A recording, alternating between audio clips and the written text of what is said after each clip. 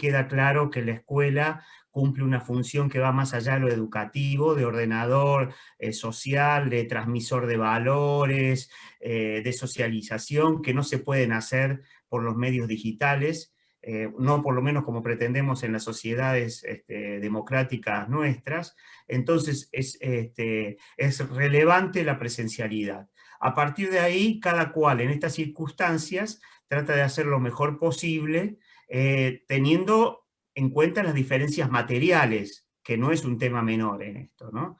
Hay quienes tienen condiciones materiales y de inversión durante mucho tiempo en sus sistemas educativos y pueden responder más fácilmente porque han podido armar plataformas más exitosas, tienen una sociedad que tiene más presencia en la cuestión digital, ¿no? Ahí una de las cosas que hemos descubierto, o diría dos de las cosas que hemos descubierto o se han hecho muy presentes en esta crisis, uno es la famosa brecha digital, es decir, no todos tienen el mismo acceso al mundo digital y esto amplía las brechas educativas. Y la segunda cuestión es, somos sociedades a veces muy sensibilizadas por lo digital, pero no quiere decir que sepamos utilizar toda la potencialidad de lo digital. Digo, una cosa es saber manejar una plataforma de Zoom y otra cosa, y dar una clase, y otra cosa es utilizar todas las herramientas digitales para mejorar la calidad de educación. Son dos cuestiones distintas que hay que saber. Entonces,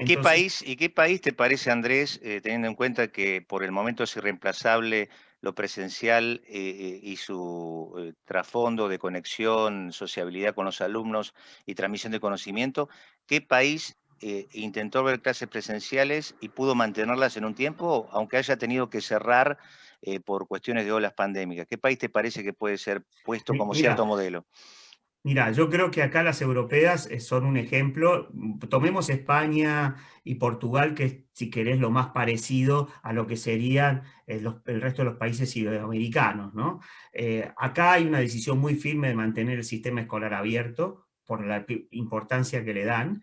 Vos sabés, estamos en lo que se denomina la tercera ola, estamos en un pico que incluso de contagios que es superior a la primera ola de marzo del año pasado. En este momento estamos en España en 46.000 contagios, en una media de más de 900 casos cada 100.000 habitantes, con una tasa de mortalidad muy alta, y sin embargo una decisión de mantener el sistema escolar, que no parece ser el más afectado, ni mucho menos el elemento desencadenador, por lo menos por lo que dicen los epidemiólogos, de las situaciones de Pero, contagio. por ejemplo, ahora ustedes están en entiendo, ¿no? Por la etapa, así como nosotros estamos en receso de verano, están en un receso invernal. ¿Cuándo comenzarían las clases? Contame un No, poco. no, no, las clases ya comenzaron, las Ya clases comenzaron. ya comenzaron. Acá en Madrid se retrasaron, pero unos días, pero por el fenómeno Filomena de la nevada y los problemas más bien de infraestructura producido de eso. Los chicos están yendo normalmente a la escuela. Normalmente, ¿qué significa, Andrés? ¿Están yendo todos o van por grupos? ¿Hay No, burbujas? no, ¿Cómo es? no. Diría lo que sería, para que te des una idea, el equivalente de nuestra primaria hasta el segundo año de la secundaria. ¿Ah? Todo eso van todos los días, todo el tiempo. A partir del tercer año de la secundaria, tercero, cuarto y quinto, ahí sí hay modelos en los cuales hay rotación, no van necesariamente todos los días. Pero los chicos que van, yo diría, de jardín de infantes a segundo año, van todos los días la cantidad de horas que Y ahí corresponden. hubo una Pero, decisión perdón que te interrumpa y que haga sí, medio un sí. ping-pong. Hay una decisión del Estado muy firme en cuanto a lo que vos estabas planteando, de lo esencial que es las clases presenciales. Acá también ahora parece haber, en ese sentido, un consenso. El gobierno nacional no tenía sus dudas, Larreta y Macri como expresidente impusieron el otro discurso que parece que es el predominante, pero sin embargo hay mucha oposición de sectores gremiales. ¿Cómo reaccionaron ahí los sectores gremiales docentes? Mira, en la vuelta a la escuela en septiembre acá también hay una situación tensión a veces entre el mundo gremial y por supuesto los funcionarios, sobre todo cuando no son del mismo partido o la misma orientación política, como ocurre en Argentina también habitualmente, ¿no? Hubo un llamado acá en Madrid a un paro de 24 horas porque no estaban dadas supuestamente las condiciones. la verdad es que pasó sin pena ni gloria y después el sistema siguió funcionando. Yo te diría que lo importante acá es que el consenso mayoritario es de articular los intereses, de cuidar la salud de los docentes, por supuesto, y la salud de la escuela pública, que requiere que funcione. Esas Eh, dos cosas no tienen que estar divorciadas. Yo no entiendo cuando el debate en Argentina pareciera ser la salud de los docentes contra la salud del sistema de educación y pública. en La ese verdad es que ambas sentido, cosas... Andrés, ¿se han vacunado los docentes europeos, España, que vos es No, el tema que más conoces? no. La campaña de vacunación recién empezó acá el 27 de diciembre, no ha llegado a los docentes, todavía no han llegado docentes. Acá lo que sí se articuló es a la entrada en septiembre un modelo que es, digo, requiere organización y mayor inversión. ¿En qué sentido? Primero, todos los docentes pasaron una prueba de PCR antes de volver al aula, como para estar seguros. Segundo, acá se articuló en serio todo lo que requiere, lo que es dividir las aulas y hacer grupos más pequeños. Esto tiene un doble problema, por tener que tener capacidad de infraestructura para responder a eso, y el segundo tema es que tenés que tener capacidad de nombrar más docentes, porque cuando vos desdoblás los grupos de alumnos requerís más docentes, particularmente. Entonces, ¿Cómo lo ves ese punto en la lógica de que vos fuiste ministro de Educación, reiteremos, en la Argentina, conoces muy bien el sistema de educación de Argentina? ¿Cómo ves la instrumentación? ¿Va a ser difícil? en Argentina y en América Latina, te diría, tenemos problemas porque se nos da en una situación fiscal muy complicada, obviamente, de muchos problemas. Yo creo que vos podés, digamos, tenés tres elementos. Tenés que tener capacidad de infraestructura, tenés que tener capacidad de nombramiento de docentes, sobre todo porque si no vacunaste a los docentes, en Argentina parecería que algunas de esas soluciones van a aparecer, hay una gran cantidad de docentes de movida porque son grupos de riesgo que no van a participar, por lo cual requerís reemplazarlos. Y tenés un tercer elemento que son las condiciones higiénicas mínimas, que te diría, en Europa en general en las escuelas están solucionadas, en Argentina, como todos sabemos, hay escuelas que incluso, si nos ponemos a escarbar, carecen de agua, tienen problemas de cloaca, a eso sumar el gel, el alcohol en gel, Pero la también te mascarilla. agregaría, no sé si vas a coincidir, otro elemento que a mí me preocupa no solo como periodista, sino como padre, el asunto del transporte hacia los colegios. Van a tener que ir en el tren Roca, van a tener que ir en el subte, esto va a estar atiborrado de gente. ¿Qué idea se generó en Europa con respecto a esto?